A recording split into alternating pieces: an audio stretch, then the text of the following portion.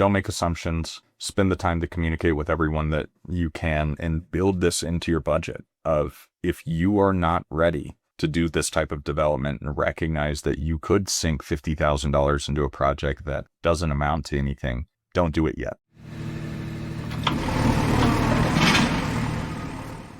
What's up, everybody? Dan and Mason coming at you with another great episode of the Big Picture Blueprint, talking through all of the pain in the ass involved in rural land development, which Mason and I are learning about and experiencing firsthand. Mason, how are you? I'm good, man. I think this will be a relatively easy conversation for us just because it's what I've been working on all day, every day, where, you hear about it and we talk about it. There's a lot of really easy projects where we do, just kind of the survey and sell model. Have a surveyor come out, pin the new corners of the property and record the new plat map with the county, and that's it. And then there's projects where there's, complexities from old missile silos running under your property to transmission lines to getting access from, the U.S. federal government versus the state versus county and all sorts of different things that we're going to talk about today. Yeah, and that's spot on because it shows just how many unknown unknowns there can be when you're doing this. And so that's what we're going to talk a lot about is how to where do you go in any county to find these things out and make sure you're not getting tripped up. So we'll get to that. But it's funny because you mentioned the survey and sell. And even within some of the exempt subdivisions I'm doing, I'm still finding asterisks or little county overlays that vary that can still screw you over. So right before this call, I got a call from my surveyor in a specific county in Colorado. And it was, hey, we had to rework the whole plat because actually the state law that everyone's familiar with here has additional overlays from the county. And it actually can't be 35 acres. It has to be 40.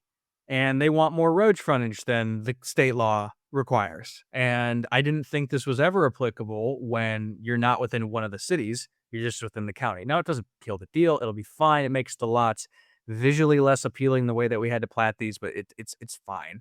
But it's little stuff like that you just don't know until you know. And sometimes it's much bigger than that, which I'll get to, but I'll pause there.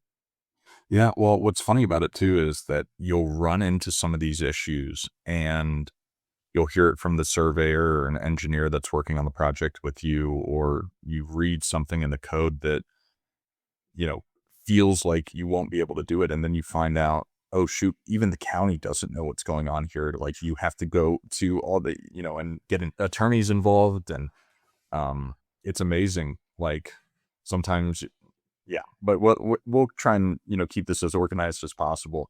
Dan, where do you want to start with this?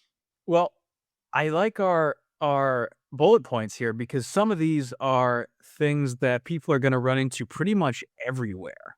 Do you want to speak to the first one, transmission lines? Yeah. So I'm dealing with that right now. And I won't go into the electrical engineering because I don't know what I'm talking about, but there's two main types of, overhead power lines that you're going to run into whenever you're looking at a project. One is just like your standard single phase or three phase power running along, a lot of major roads and everything. And you can pull electricity directly from it, pull it to your build site, install a meter, and, that's that. The other one is the big transmission lines, which range anywhere from, 45 feet tall to several hundred feet tall. And with those, with the project that I'm dealing with right now, it runs kind of diagonally directly through the property. And they own the easements essentially that those lines are going, with anywhere from 30 to 150 feet, running across. So you do lose some of the property whenever you're dealing with these. But the most important thing to note is that there's stuff you can and can't do under the transmission lines. You can build really close to them sometimes, and sometimes you can't build anywhere close to them, and you can build roads underneath them sometimes, and sometimes you can't. And so I had to go, through the title commitment, contacted multiple electric providers to try and find out, because the names of these entities that actually own the transmission lines change over the years.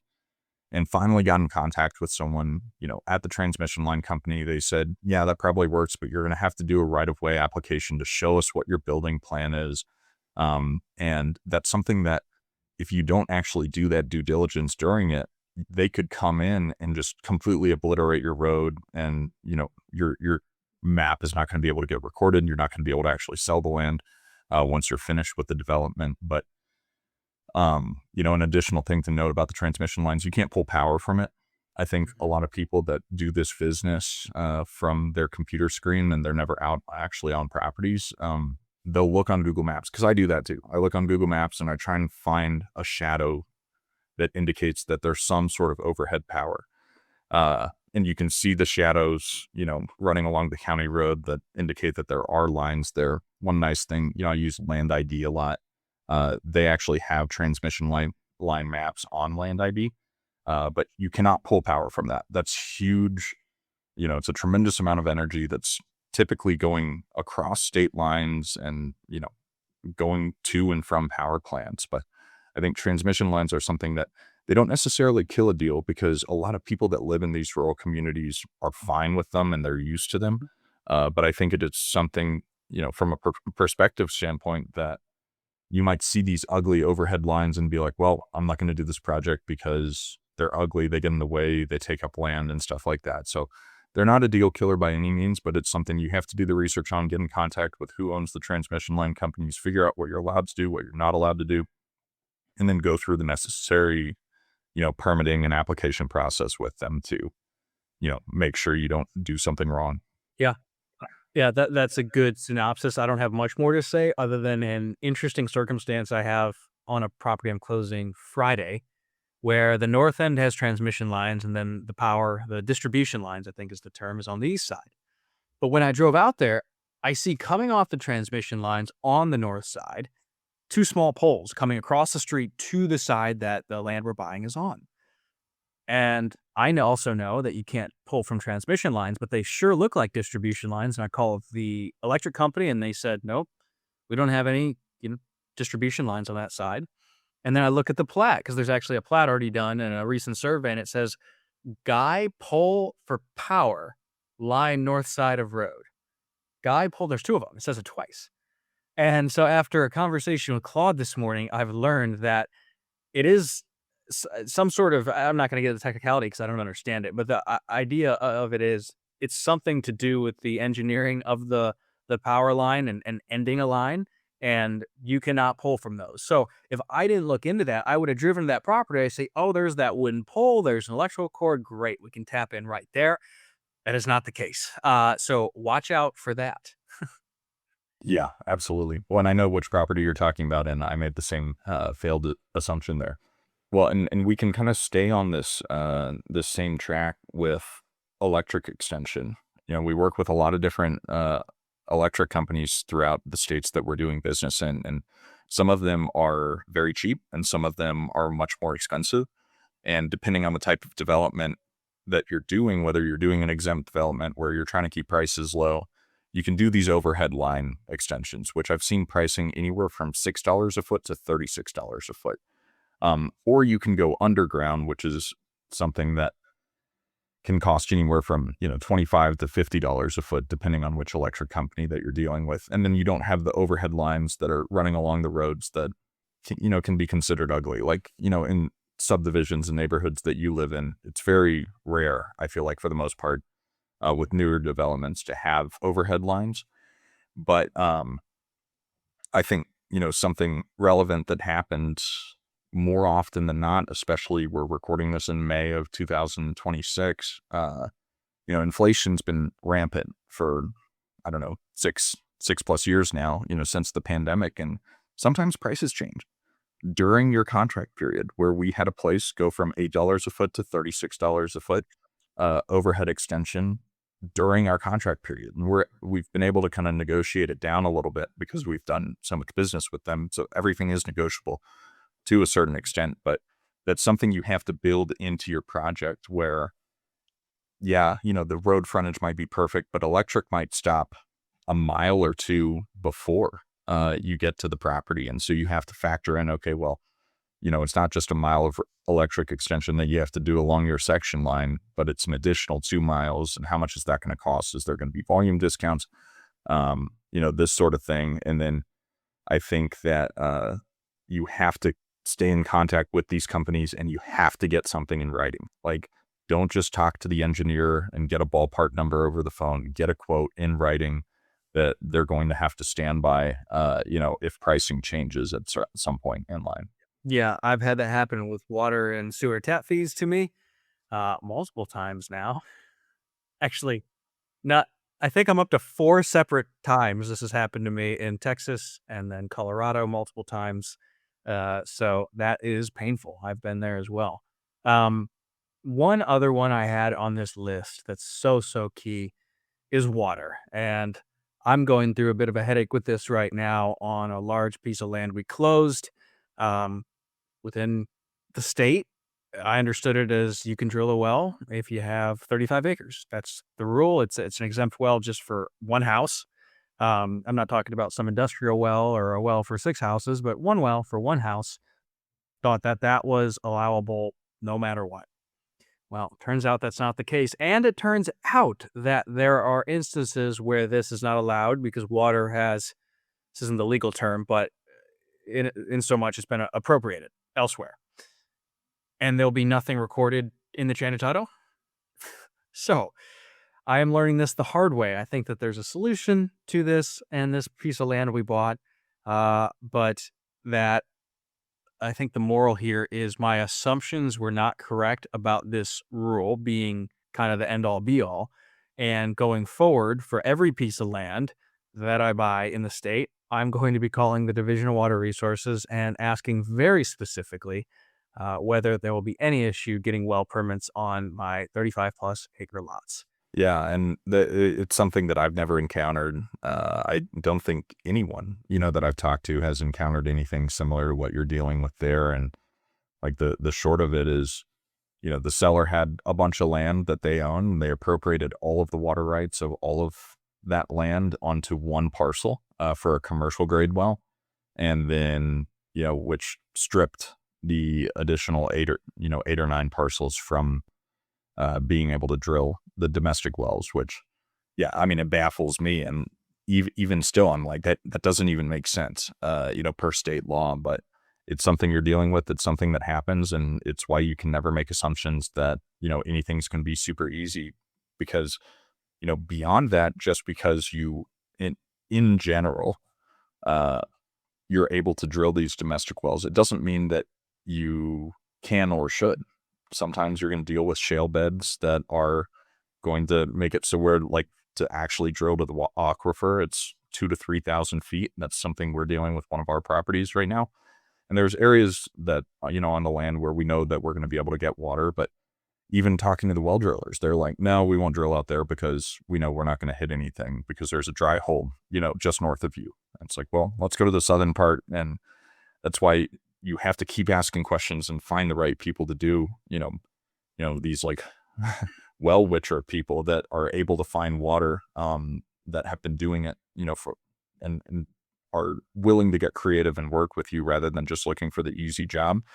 And once again, like going back to some of our other episodes of, we had Sean Flanagan on here, who's a water broker in Colorado, where we had a pretty interesting conversation with him, but also just jobs that are out there. There are so few well drillers, in the Western United States that we can work with. Like in some of these counties, like there's 1 or 2 people. And if they won't do the job for you, you have to get really creative and pay extra money for other people to come out and figure it out for you. And I think it's, don't make the assumption that just because you think you're allowed at the state level to be able to get water on your property, you have to check every single box, talk to the state, talk to the county, talk to, the well drillers in the area to make sure that it's something feasible. And there's a solution to it. Like a lot of places where you're in a desert climate, you haul water. It's not too expensive. You have a cistern installed and, you're able to get water cheaper and, for a decent period of time. But if you're looking to irrigate your land, that starts becoming very, very expensive. So water is very important when it comes to development. Well, Another one on our list, and don't worry, guys, we will talk a lot about solutions, how to avoid these things, how to figure them out in your respective markets. But I figured we'd talk about that towards the end.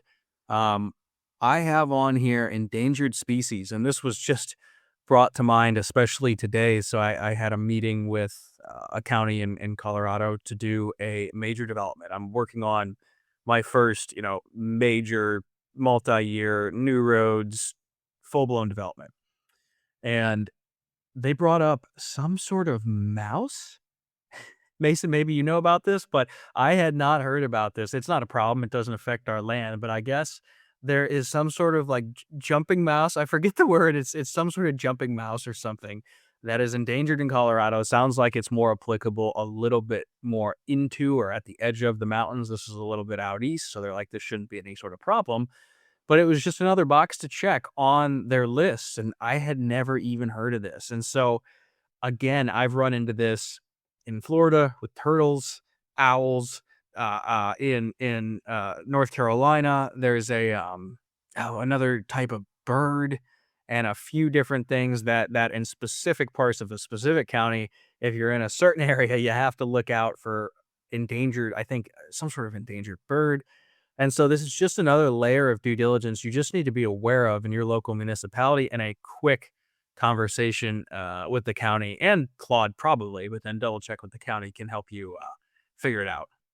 Yeah, we deal with mouses, and there's some sort of ferret out here that's endangered, and that's something that you don't typically have to deal with when you're doing these really large scale, uh, exempt developments. But it is something that you have to deal with whenever you're doing a major subdivision that has a laundry list of all of the things that you have to check, and that's one of them, which can absolutely destroy a deal. And I think to allude to what Dan said of giving you guys advice, make sure that you have a long enough due diligence and inspection period during your contract to be able to make sure that all of this is good. And that's something that is a lot more negotiable whenever you're doing a larger scale development. It's typical, anywhere from 6 months to 2 years of due diligence on a property before it actually sells. And I think so many people that are in this business that operate on the wholesale model or the quick flip model, will be like, well, I'll close in, 2 weeks with cash. And that works a lot of the time, but not with these types of deals. Unless you're getting, the property at literal pennies on the dollar, that you have multiple exit strategies in case your, highest and best use with a larger scale development doesn't work. Extend your due diligence period and make sure that's in writing within your contract that you can extend should something come up too. But what's next? We could talk about roads. Okay, so this is something I'm dealing with, and I knew about it, so it hasn't been, it wasn't a surprise. It's just been a complexity. There's a project we're doing in South Carolina where it's on a state highway, and we have 12 or 13 lots, but we do not have 12 or 13 driveways because the speed limit's 65 or 70 maybe, and thankfully it's pretty straight and a decent amount of frontage, so it's working out. We're actually getting one more driveway than anticipated, but if I didn't know that, that could totally kill the whole deal. I have had to get really creative where the middle drive is gonna be a commercial driveway, which is gonna allow it to access 5 different parcels, and then the other ones are, 3 driveways are right on the lot line, and they're 50-foot wide. So each person is 25 foot, and for all intents and purposes, they essentially have their own driveway. It's not really a big deal, and then there's one parcel with with its own driveway. Um, but again, if I had platted that and not talked to the Department of Transportation, the county would have said, "Oh, that's fine because it meets their requirements." Does not meet SC dots though.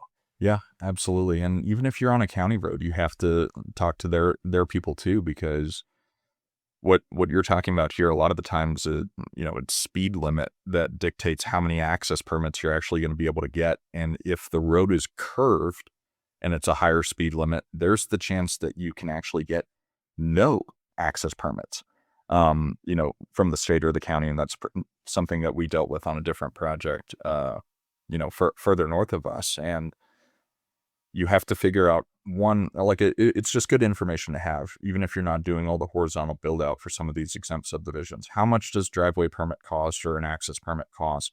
And then how far apart? Because if you're like, okay, well, I'm going to do, a bunch of flag lots so everyone has access from the county roads, but you only have 1,000 feet of road frontage and the spacing between each driveway permit's 440 feet.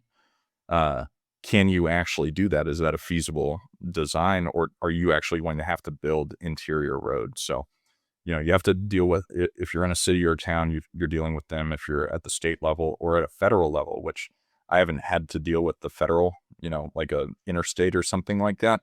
Um, but you end up you have to deal with a lot of complexity. Like, I mean, shoot, one of my projects or, properties in Western Colorado where we needed an access permit, but there was like one spot where you could do it. There wasn't enough room to create a deceleration lane off the town's road. So it's all something that the people that you hire to work with you on these projects, they're probably going to know the answer, but it's very important for you as the project manager to be able to come in, actually have these discussions with the, appropriate members of the government to determine, okay, is this legal? And then two, from a design standpoint and a land plan standpoint, is it practical and is it actually going to sell? Or are you going to be stuck with this like dud lot because you were unwilling to, build your own private road, which that's something else too, of whenever you're looking at building a road, depending on the type of development that you're doing and the size of the lots and everything like that. And, Dan and I only operate in a few markets, so our answers are pretty specific to these markets. But um, to what specification do you have to build the road, even if it's an exempt subdivision? Some places, there is no specification. You could Yeah. go in with a, mini excavator and create like a little 2-track road, or just, burn out in your truck and like create something. Or you could go in, you could put class 5 base down, or you might have to asphalt it. Like, I think with your major development, I think it has to be a paved road. Well, actually, so that was probably the biggest point of our conversation that I had questions around, and it looks like if we can keep each road under a specific traffic count, which looks to be feasible, then we can get around that. Because 'cause we'll have, 3 kinda short cul-de-sac roads, and it looks like we should be good. But yeah, that exponentially increases the road cost. Absolutely. And then within the roads that you're building, like depending on how many vehicles it's going to serve, and regardless of that, a lot of the times you're going to have to make sure it's accessible for emergency vehicles, meaning that, a fire truck's going to be able to go in and turn around, uh, you know, and loop around in a cul-de-sac or something like that, which a lot of people don't actually think of whenever they're building the roads. They just build these like small 20-foot roads instead of going to 30, 40, or 60 feet. And, within that too, with these private roads, you have to determine, all right, if I want the county to be the one that services it, of, coming out and doing snow plowing and doing grading a couple times a year and stuff like that, then how does that work getting it dedicated to the county versus, do I create a road maintenance agreement, or do I create something, within the covenants of the community that says every landowner or homeowner is responsible for, assisting in the maintenance of the road? And I've dealt with all of them. I've got, a piece of land in Colorado where there is an HOA and road maintenance agreement, but it's voluntary, where you pay $60 a year to, be a part of it. And it's just good people in the community that do it. But what happens whenever they move or whenever they die? It's stuff that you need to, consider, where a lot of these rural developments, like, people are absolutely terrified of putting in any sort of maintenance agreement or homeowners association, property owner association, that it's actually better to do it, to make sure it's covered. And yeah, there's a fee, and as an HOA owner, you could, like, usually it's a nonprofit and not a lot of money is made in it. But I mean, we have different ROAs that it's $500 a year every single year to, grade and then, snowplow whenever it meets the county minimum. So definitely something you need to consider when doing these projects beyond just the access points. But if there's internal roads, how you're actually going to go about doing that.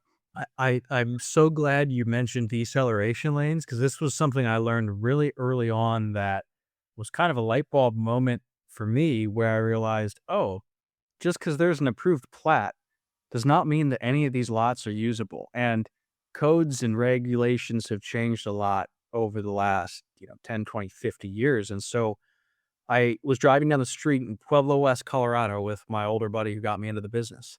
And he points out a lot he has and he goes, "Oh, the reason that I bought this lot is because it has the deceleration lane already." And then he points to a few other lots on that same road and he goes, "You buy those lots?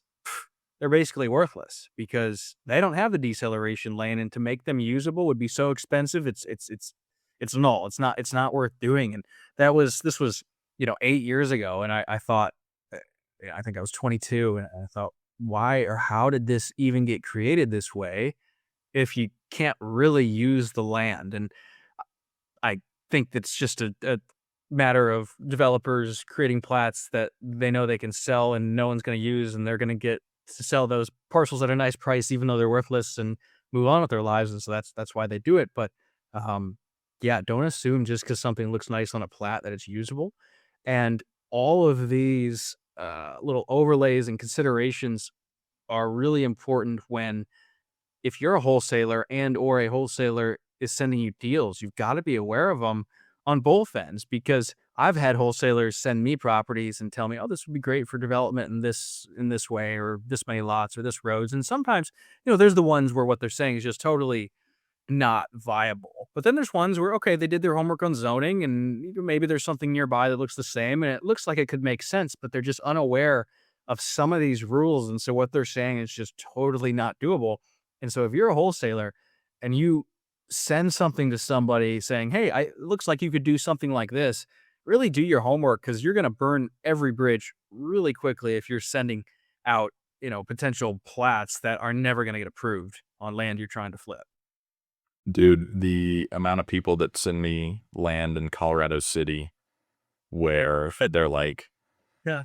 electric close by, water close by, it's just this, paper lot that no development is ever going to get to. Because for whatever reason, developer ran out of money or he just sold the paper lots and, got out and, you'll never hear from them again. But whenever you are the developer, I encourage you to be the person that makes sure that each lot that you're creating will actually be able to be used for its intended use. And access and utilities can always kill that. So just don't do it. Don't be a bad person. Yep. Well said. So another thing that's come up for me recently, and again, it hasn't been a big deal, but it could be depending on the property, is master planning that may be decades out, but still affects your property nonetheless. And so, easy example, I did that call for the major development I'm telling you about today, and the Parks and Recreation lady comes on and says, "Well, at the south end of your property, there is a public trail planned for such and such development." And she goes, "I don't know when, I mean, based on the maps and just where I know development is, this could be 25 years out, but we still have to reserve an easement for that." And again, it's just right along the road, doesn't matter. But I looked at where it ran, and it could matter for some parcels. And so just another thing to be aware of, and other examples of this are utility easements, old easements for mining or oil companies or gold companies. Um, and those are kind of two different categories because the latter should be on a plat in the title search, and then the former might not be on the plat, but you can find it in the county or city's master plan. Um, but that's just another layer of complexity to watch out for. Yeah, absolutely. We have a project that has, I think, three pumping, or pump jacks on it, where kind of same thing as transmission lines of like they maintain the roads, but you can't fence them out by any means. And I think that right there, I mean, this stuff should come up on the title search and you expect it to, but if you see something in person and it's not showing up on the title report, um, figure it out. You have to do the due diligence and, see if the property owners know anything about it. But regardless of what they know or what they tell you, you're going to have to go do the homework and get in contact with the actual owners of the easements or whatever it might be, because that can absolutely kill a deal or it can add value to a deal. Like, I mean, we had one, I, I can think of two properties where one had a gas pipeline running right underneath it. And I transaction brokered this one, tried to sell it to one neighbor, and they said, no, I can only pay this much because, there's a gas line.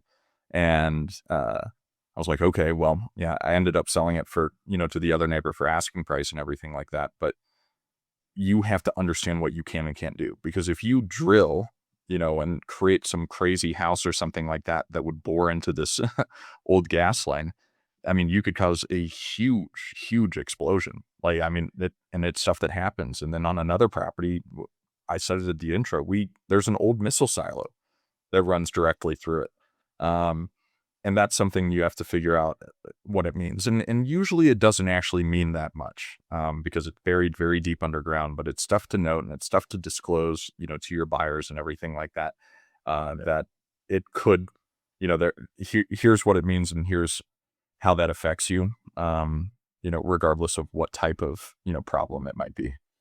Man, the missile silo one, I'm jealous of, especially I think I know approximately where that is, and I have a feeling that's gonna be a big value add. You market that thing for the, upcoming apocalypse for someone that's got more guns than they do sense and tell them, "Hey, this is your bunker." There we go. Also, on, that note, I bought my first cemetery, I found out. We bought a 5-acre plat or parcel that had a cemetery at the very, very back, so we'll have to disclose that, but I'm not that worried. It's just at the very edge of it, so you run into strange things. Oh yeah, and it's funny you mentioned value add. We already sold out of that project, so it's good. We're done. But with with cemeteries, man, that's a value add like I've never seen before.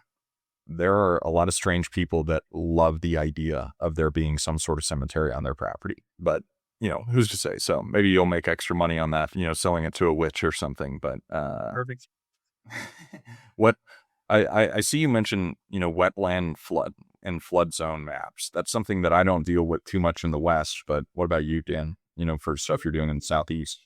Well, it's funny because actually what brought this to mind was the same Colorado parcel I've been referencing for the major subdivision. And you're right, there aren't a lot of floodplains, and people think of the West, it's dry, but you're still down the hill from the mountains, and the mountains are coated in snow. The snow melts, it runs off, it forms rivers and floodplains, and that goes over dry desert land. And so, what I wanted to highlight here, beyond just looking at them, is understanding that those maps you're looking at are often outdated. And I ran into this. This was 3 or 4 years ago. I had 2 lots in Pender County, North Carolina, and I thought I was flipping them for a nice profit, and there was wetlands in the back, no big deal. They were very oversized, plenty of space up front. Well, the builder did a wetland mitigation study or, delineation study, not mitigation study, delineation study, excuse me. And he goes, "Nope, they actually are going all the way up to the front, and I'm going to have to pay to mitigate them." Ended up barely getting out of the deal. I didn't lose money, but killed all the profit essentially. And those maps were way off. And I'm now dealing with essentially the same thing in Colorado, where on the parcel in question we're talking about, they're updating the flood zone. We're going to have to do a base flood elevation study and all kinds of stuff. But you can clearly see on the map there's this kind of silt look where you see the runoff goes, and it does not match where the FEMA flood zone shows.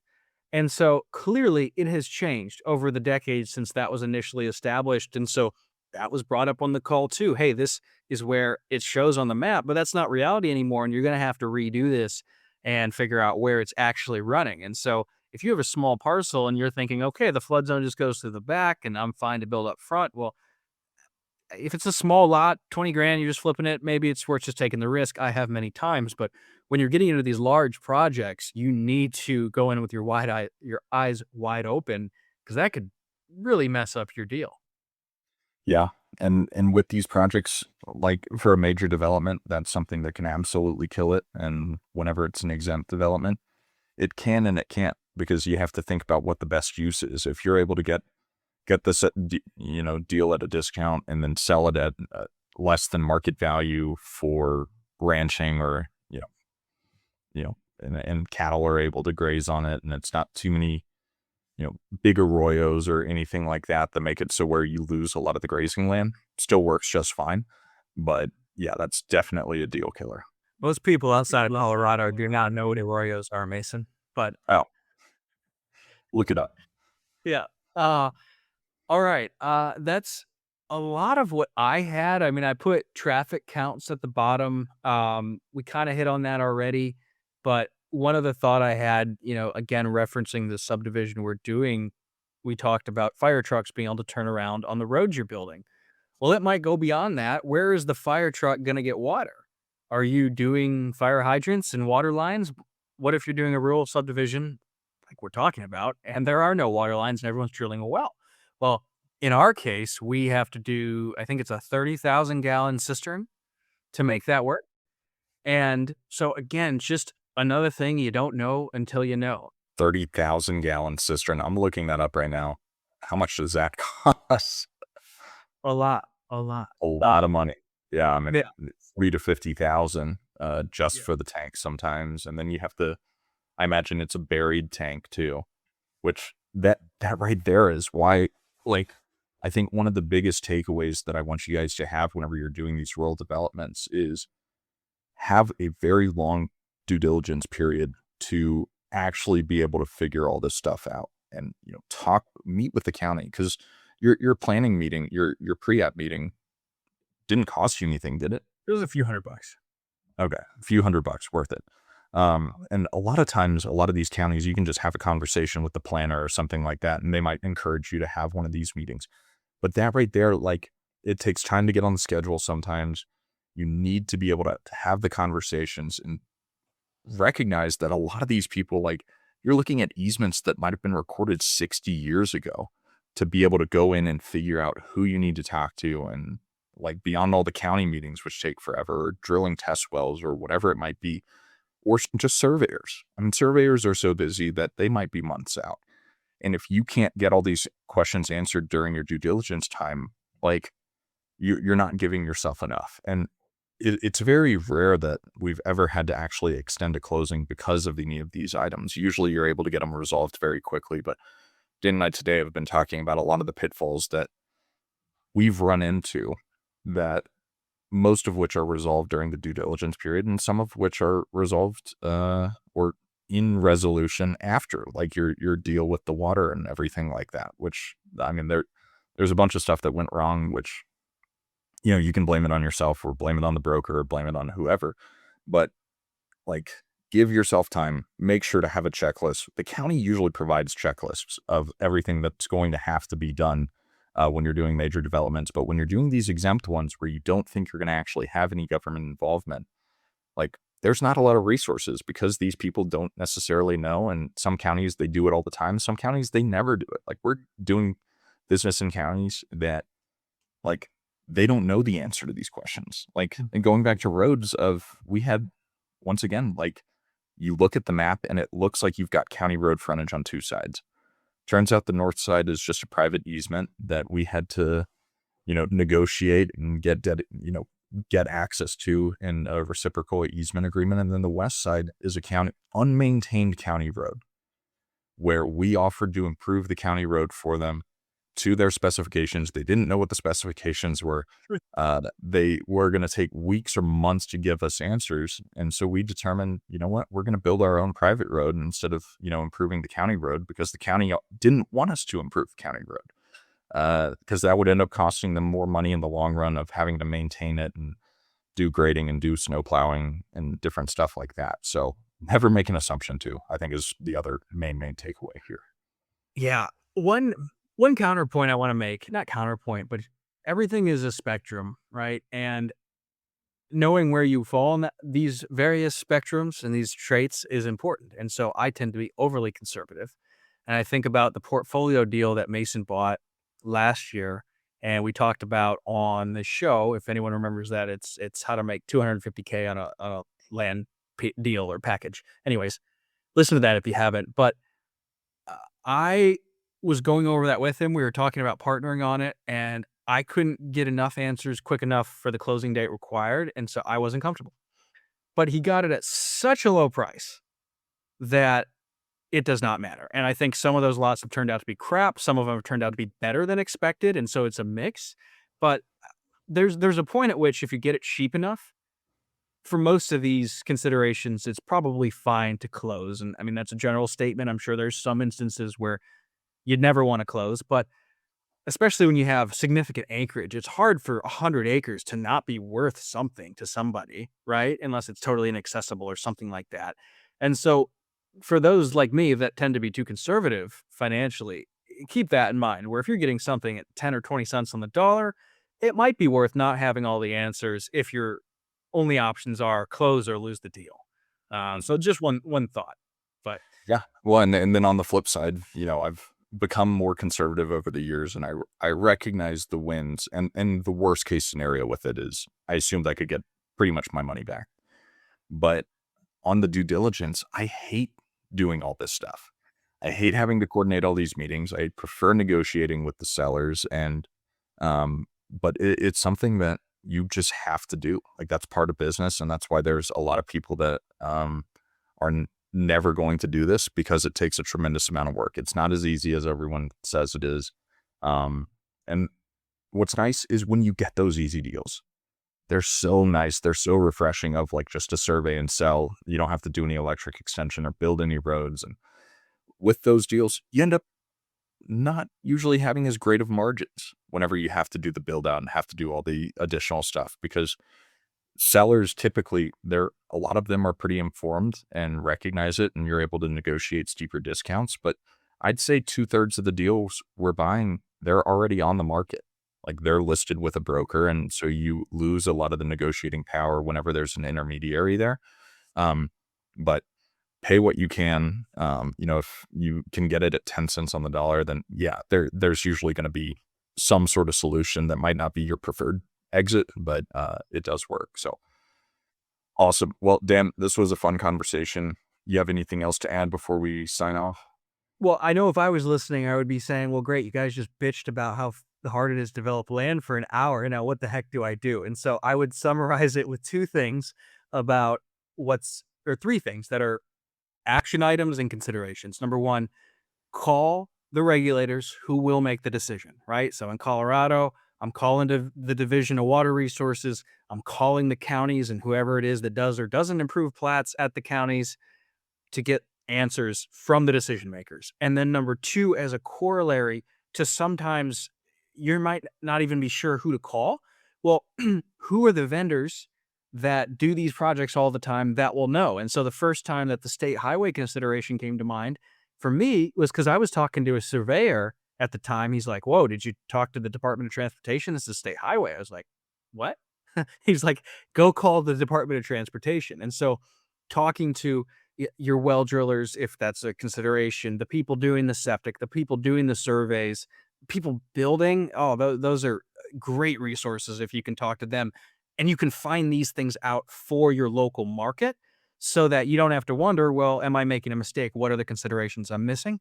And then the third thing I'll say that's kind of in a different category is I would not approach these sorts of projects if you and or your partner does not have a significant capital resource. You're gonna get punched in the teeth. You're gonna have things where there's cost overruns. You're gonna have things that go much longer than expected. Like, I remember listening to a real developer who's getting subdivisions ready for, like, Lennar, D.R. Horton, big builders. And he goes, "Yeah, we'll lose 3, 4, 500 grand on a piece of land every year that we got that far into due diligence and it just didn't work out." And now they're making many millions of dollars on the projects that do work out, but you have to be able to stomach those losses. And so what we're doing isn't to that extent, but like this major subdivision that I'm telling you guys about, we might spend 50 grand and then hit a roadblock and not be able to do it. And that's a very real possibility. And so you have to go in with your eyes wide open, as I said earlier. Yeah, absolutely. So don't make assumptions.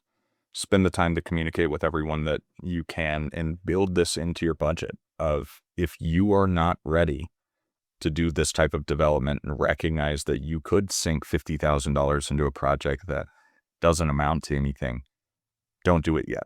Keep doing smaller deals.